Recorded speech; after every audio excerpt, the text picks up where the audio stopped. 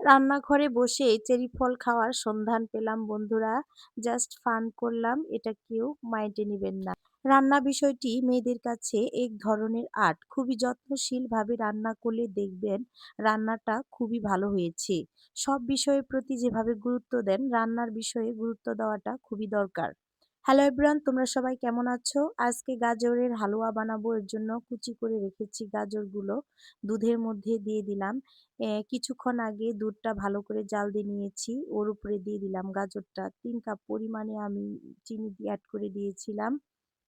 দুধের সাথে গাজরটাকে ভালোভাবে সিদ্ধ করে নেবেন, যাতে খিসাটা এরকম টান টান ভাব চলে আসে। এই যে দেখেন কিরকম টান টান ভাব চলে এসেছে।